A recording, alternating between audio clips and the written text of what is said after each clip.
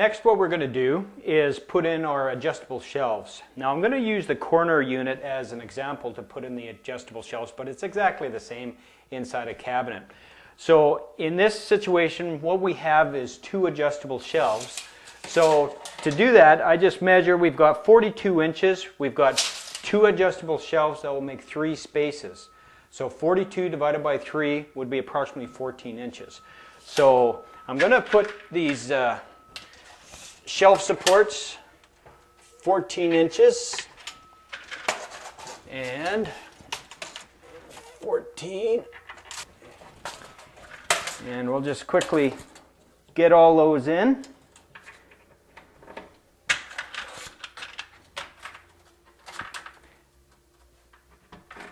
Now with the corner, I may end up having to move some of these depending on how I can get that corner shelf into position. But I'm going to put them in first anyway and just see if I can maneuver it in. Okay. So with those in place, we'll just take one of these corner shelves. Now there's only, of course, one way this is going to go in because of this back notch. So I'll just put it in on a sharp angle, maneuver it into position, and that's our first one in place. One more. Notch is going to be like that.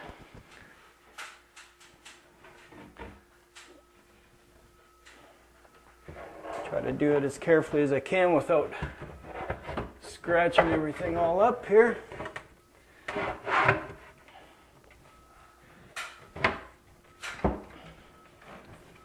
And there we go. So now a corner unit is always open. There's no door on a corner unit. So it's an area where clients can put knickknacks or fancy things just to decorate the room and make it look nice.